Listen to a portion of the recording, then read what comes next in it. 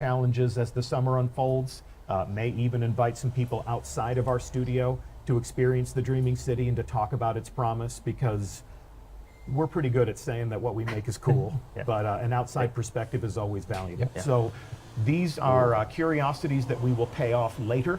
Apologies if you want us to delve all the way into the deepest reaches of the Dreaming City. We want you guys to play this game. Yes, we do. Play the game. We do in fact want you to play this game. So these are conversations that we'll have later. Something that we talked about a great deal in the Vidoc was Gambit. Gambit my shirt. Gambit, yes, or as our community has come to know it, Redacted. Yes. So this was the super secret mode that we have had some people in our community get a first glimpse at here in our studio. If you were one of those people, one housekeeping note, we do want your reactions and your hot takes about Gambit to be kept under wraps until the first day of E3. But if you'd like to raise your hand and say, I have played Gambit, that's a good beat for this moment. They can replace Redacted with Gambit. Yeah, that's about as much as the conversation has evolved. That seems good. But while we did talk a lot about how it plays and what the essential experience is, what have been your goals for this new activity? We've never seen Destiny played this way before. So it was really important to both Scott and I that Forsaken was able to deliver a new experience to people, right? And so what we gave the team, Lars, Robbie Stevens, the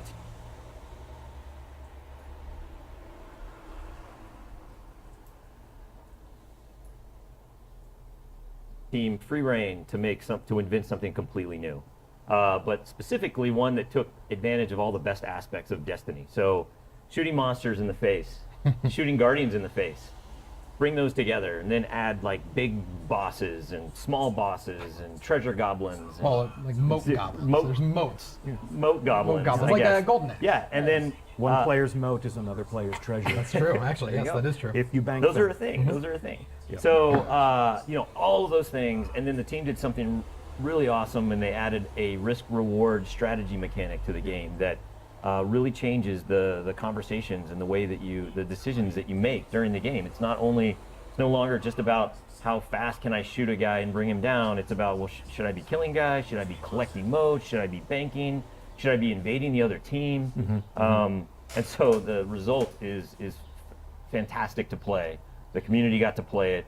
And then actually this is really cool. At E3 next week, people will get to play Gambit. That's what we're going to have there. So on the show floor, we're going to have Gambit. And Gambit will also be like, on the Director, it'll be its own node. This new activity will live alongside Crucible, the Strikes, and now we have Gambit. Yeah, it's its own thing. So, as Scott just said, we will be at E3 for the 6th year in a row. We will be at the Activision booth, working with our friends to put on a great show for everyone who gathers around that space. Stop by and play, stop by and spectate. This is our first opportunity for people to get hands-on with this new activity. Now, if it's a little late for you to be planning a trip to Los Angeles or trying to score an E3 badge and you want to join the hands-on pre-launch conversation, we're going to take that same Gambit build, that same pre-launch build that we're bringing to E3, and we're going to ship it straight to Tampa, Florida after E3 is over, so that it can be playable also at GuardianCon. So we're going to be sending an away team to that gathering of community and content creators. Gambit will be playable there. And if you want to be included, get yourself a ticket to GuardianCon, because we'll be there too, and we'll see you there. Anything else that we want to say about Gambit before we move on? Just excited for people to play it. Yes. So you've talked a lot about reinforcing the hobby, and once the Destiny campaign is finished, a lot of players are always asking us, what's now? What's next? How are you going to keep me engaged over the course of a year? Give me a roadmap for all of the other moments when I know that my hobby as a Guardian is going to be infused with new things to do. One of our new answers to that question is something that we're calling the annual pass. This is a new way for us to sustain the game with new releases of content. And if we can keep the main graphic on the screen for just one moment longer, I want to call out the fact that the annual pass has 3 different releases.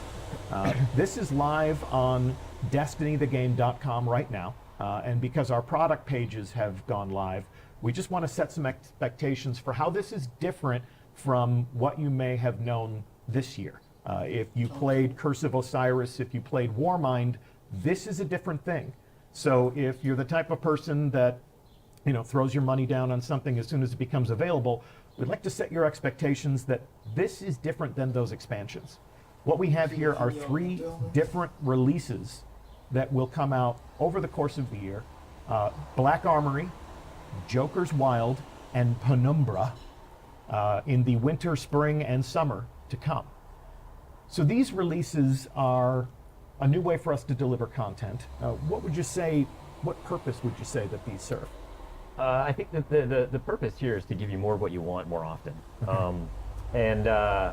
It's also about, it's more about chasing the power and the gear. Okay.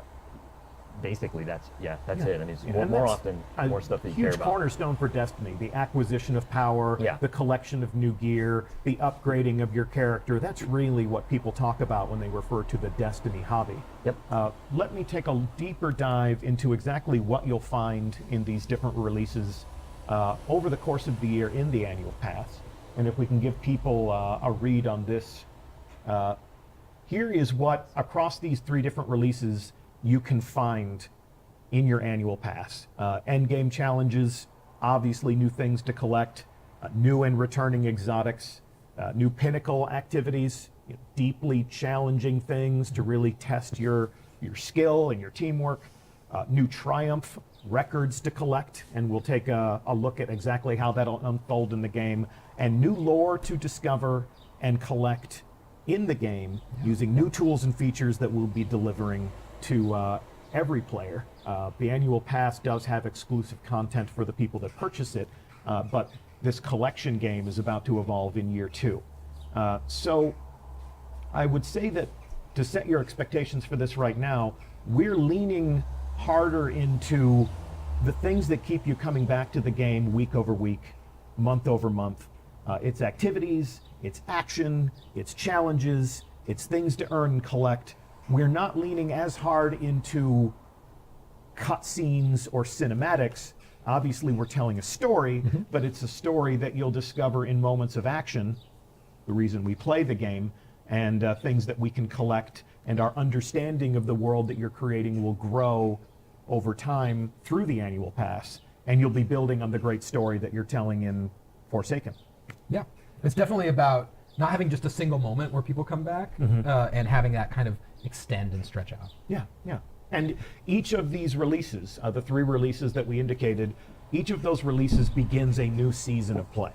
So they kick off the season. It's a season that every player can enjoy with the people that own the annual pass, but it is sort of a thematic shift. So with the new beginning of the season, with the new release in the annual pass, we create a new theme that presides over everything that people will be doing in the game. Yeah. This is obviously something that you'll need to know more about. This is something that we will be talking more about, but because it's live and because it's available right now, we felt this was an important conversation to have before everyone made the assumption that, oh, these are these 2 expansions that I'm used to getting in Destiny. We've reinvented the way we sustain the hobby. We've reinvented the way that we release new content after launch, and we'll talk more about this. We'll talk more about everything we're talking about today, but we'll definitely talk more about this soon. Anything else you think I should be saying about that? No. That's kind of the new raw space, but we'll get more into it. In addition to the annual pass, obviously there's all the things that we do for every player of Destiny 2. And we're going to continue to update the game. Got a brand new roadmap to put on the screen. If all has gone according to plan upstairs, we have a brand new roadmap that has been updated on Bungie.net right now. So if this isn't entirely legible on whatever screen you're using, Bungie.net has our new June 5th development roadmap, and this is where we plot the updates that every player of Destiny 2 will receive. And as you can see, update 1.2.3, 1.2.3, so you don't think I'm just counting, due out on July 17th, has some pretty exciting new developments that will change the game even before Forsaken launches. Let's call out some of the things that we're looking forward to the most.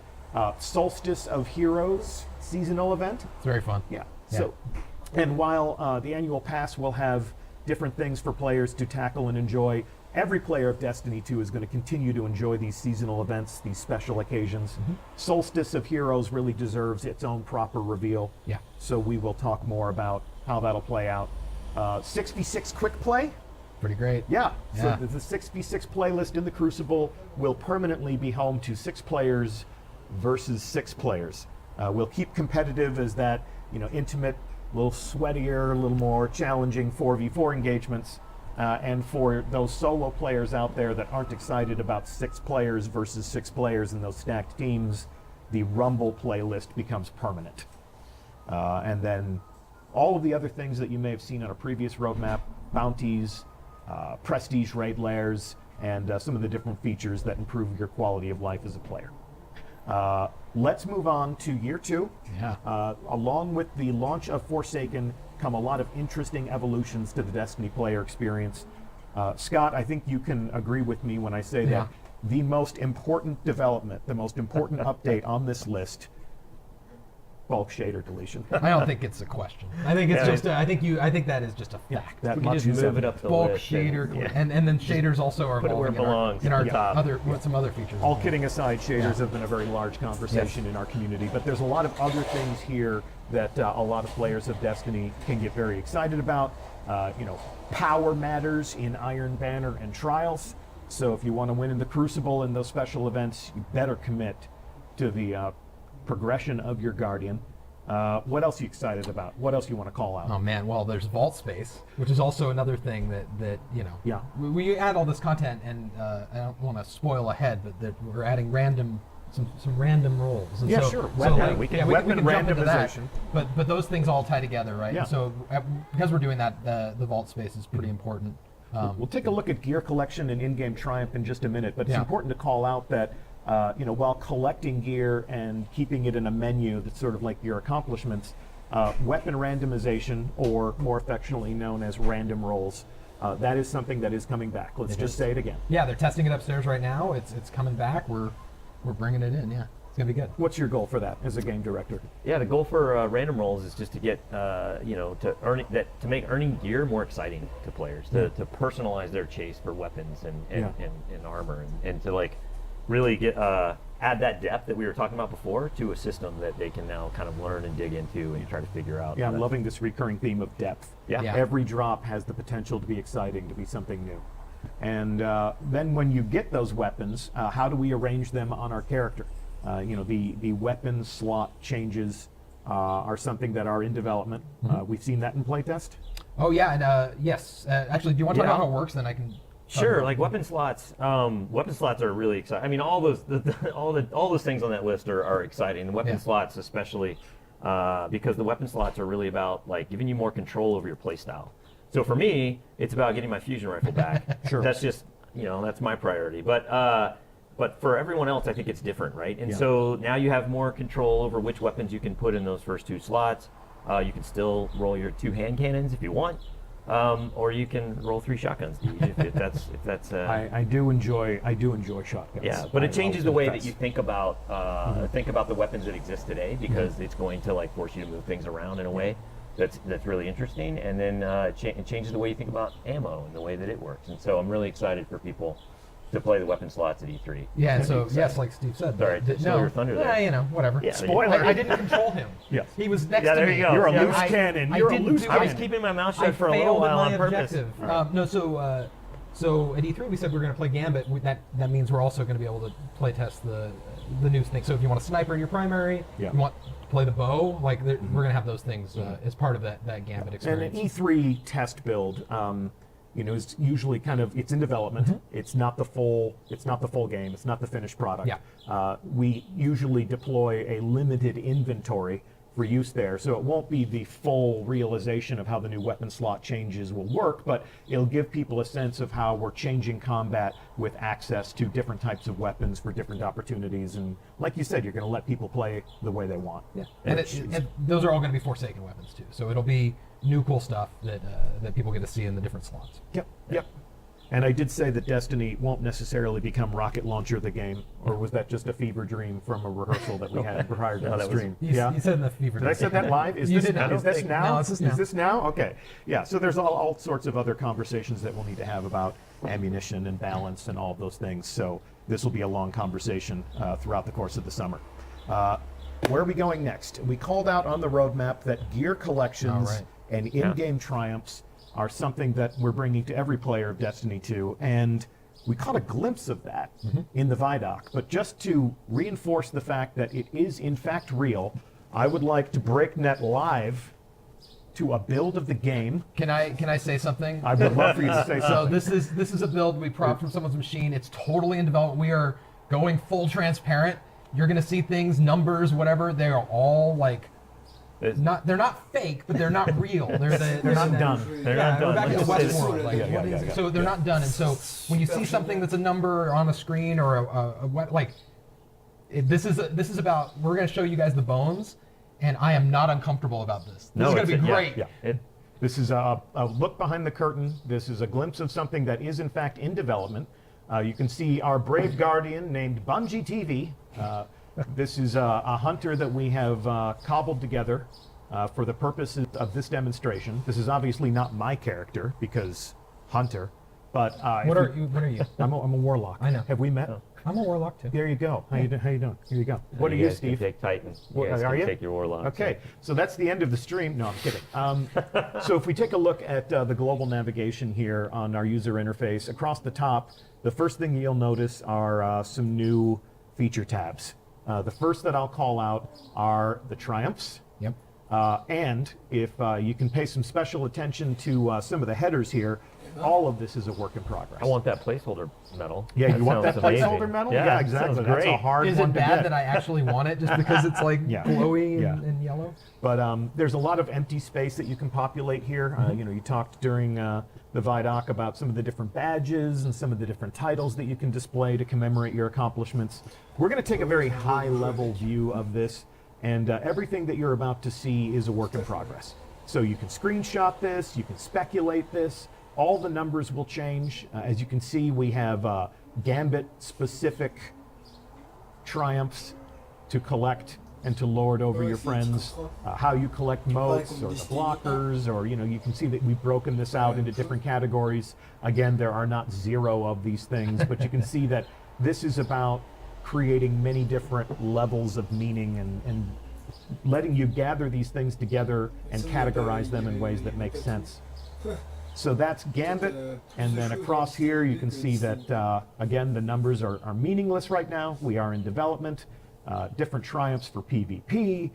You'll be dispatched by the Vanguard, and then of course we are collecting in-game lore so that when we're telling stories that you discover and collect, even if there aren't cinematic cutscenes, which you have in the Forsaken campaign, of course, but throughout your hobby as a Guardian, there are going to be other things that you get to collect and add to this space. And really quickly, how that works is that you're going to find items in the game that tell a story, and then you can go and gather them and collect them and then read them in here. Wonderful. Yeah. Okay. You're going to find that story out of order too, right? Yeah, I mean, you're going to find.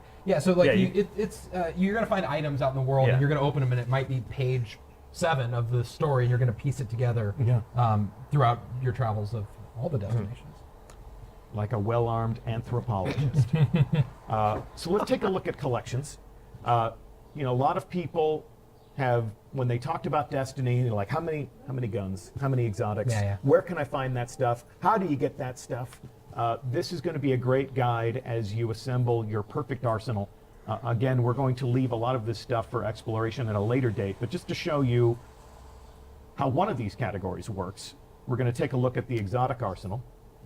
So you can see here that we have this grouped out by weapons and armor.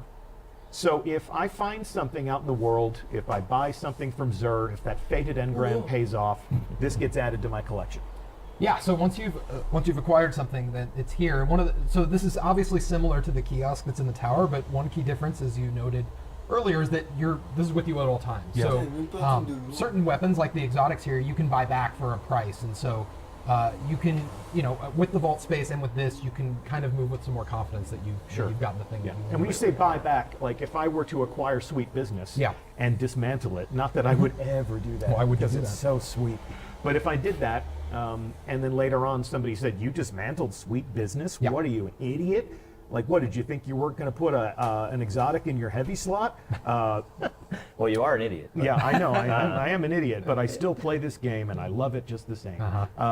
And if I wanted my Sweet Business back, I could use this collection system to restore it to working order in my inventory. Using different materials that I've gathered. It's different for different categories. It's a long conversation that we're not going to have to be really today. clear, that is explicitly about how the exotics work, and we're working on everything else. Everything else is a work in progress. And because exotics are a thing of mystery and discovery, you're not going to tell me, you're not going to give me a full menu of what exotics you own and what exotics you don't. No, but to note something there that I don't think we're going to exactly show, but if you were hovering over an Iron Banner weapon or piece of armor, it would tell It tells you how to get it. So it would tell you how to get it. It'd be like, go play that Iron Banner, or go do the strike, or whatever the circumstance is. It'll let you know. Or if it's mysterious like that, it will. There'll still be mysterious non-exotic things as well. Yeah, and then we're still gathering these things together and putting them into interesting categories. Yep.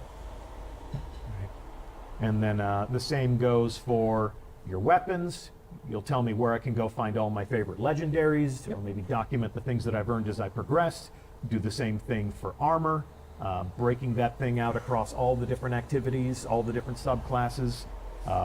Collect all of your ghosts, all of your different bots, all of my ships, all of my sparrows, and flare, perhaps near and dear to everyone's heart. The flare, the things that you use to decorate your guardians. Here we have our emblems. Here we have our shaders. It's important to wear some flair. It's important to express yourself. You do want to express yourself, don't you, Steve? We really do require 15 pieces of flair in Destiny 2. Yes. Some people choose to wear more, and we encourage that. That's from a movie. It is. You have a case of the Mondays. I do have a bit of a case of the Mondays, even though it's Tuesday. But we can see that this is an opportunity for you to look upon all of your treasures. I don't know if these numbers are placeholder or if they are finished. Pardon our dust. Let's just assume they're all placeholder. Let's just assume that they're all placeholder. Yes. Let's play that is a fair assumption. And then, as we said over on the right, all of that's work in progress or even to be revealed. So we'll be filling in the raw space over here as we finish our work on these new features. Yeah. And what else would you want to say about this? Boy, I mean, like, these are features available to everyone. Triumphs and collections are available to all the players of Destiny 2. So we're excited. I think that all these things go together to tell a story about depth and about Destiny for me is at its best when I have a triumph I'm chasing that's tied to a bounty, that's tied to a material I'm gathering from a public event. And I feel smart because I chose to do these things, and I'm trying to get the lore to finish the book. And so Destiny's really unique in that way, where I love Destiny the most when it's that, and I think that that's been a big piece of what we've been trying to do. It was really powerful the moment this went in, and we imported our own characters from home, and you could see this just populate with the stuff you had and then the stuff that you still didn't have. And so I know a lot of people out there have almost as much, probably almost everything that they could possibly think that is out in the game, but this tells you, like, no, you still don't have this piece, or you still don't have this thing. So that Which become sets do you want to complete? Right. It was And really powerful. Collections launches with Forsaken, so it's not going to be like Moments of Triumph where we say Moments of Triumph are live, and our most hardcore fans go in and say, cool, I'm done, where's my shirt? Right? Like, there's going to be all new things to gather in there. There are going to be all new things that you can go and do and collect, and the collections tab will be a great way for you to sort of plan your time, which is something that a lot of people in our community talk about. I want to plan my time. I want to play my game in the most profitable way possible. I mean, one thing we've talked about, back to the depth of the hobby and everything, is just the parallel pursuits that that players want to be on at the same time, whether it's the campaign or quests, or we're adding bounties. And so this collections is just another aspect, another axis of, hey, I can be spending my time going and getting this thing while I'm getting a patrol, and I'm hunting down an outlaw, and I'm doing all of these things. Or the quest to delete shaders. It's going to be great. Cool, guys. It was almost the title. Well, I think that's all we're going to talk about today. And I know that we have created more questions than we've answered by design. That was the plan. We will be at E3. We will be updating our blog every week. We will be at GuardianCon. We'll be inviting other people to play this game and to offer their expert external opinions. This begins that old familiar summer cycle. If you are a Destiny fan, we're going to travel the world. We're going to talk to people wherever we can find them, and we're going to introduce them to Destiny 2 Forsaken. So, we're so excited. Yeah. Yeah, thank you. Thank you so much for tuning in. It's amazing. Yeah, thank you so much for watching. Thanks for coming with us on this journey. Thank you for playing. We'll see you at E3. Yeah. We'll see you at E3. Yeah. And you. Be there. And you and me and you and Lars and the rest of the Tej people. from HMS. Tej It's from, been great. yeah, from High Moon Studios, who's been a great partner Oh my God, the it's been exploration. amazing. And they were like, hey, you want to work with High Moon and go to San Diego every month? And I was like, I guess that's fine. Yeah, no, Sign they've me been up. amazing. They've been absolutely Great. incredible. It's been really great. Well, we'll see them at E3 as well. Yeah. And if we see you at E3, definitely pull us aside and say hi. And if not, hopefully we'll see you at some point this summer. In closing, we're going to take another look at the Vidoc, but not in full. The team that made that Vidoc for us was given a challenge. We said, take everything that you're revealing, take everything that you're saying, take everything that our developers have said on camera, and compress it into 60 seconds. So let's see how they met that challenge with this. Hope you enjoyed the show. Check it out. Ah oui, c'est la bonne annonce que nous avait vue sur... C'est vrai, c'est terminé? Ça fait la vidéo?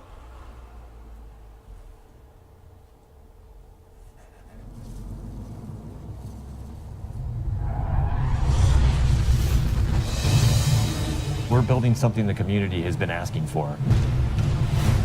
We want to be able to give players what they want, but also surprise them. We want this release to have a different tone and a different vibe. You're going to go to a darker place. You're going to take on a different role as a Guardian. We're changing the weapon slides. We're changing how the pursuits work. Gambit is a brand new mode.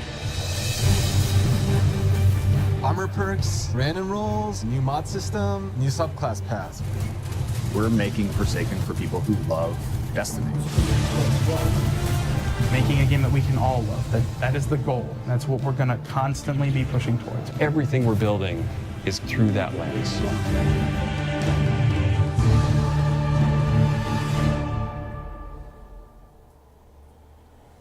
Ah, le 4 septembre. C'est tout.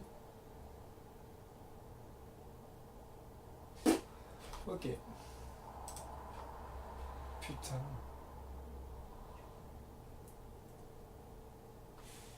Fin vidéo. C'était de la merde, putain. Juste pour 18 heures, quoi. 1 heure.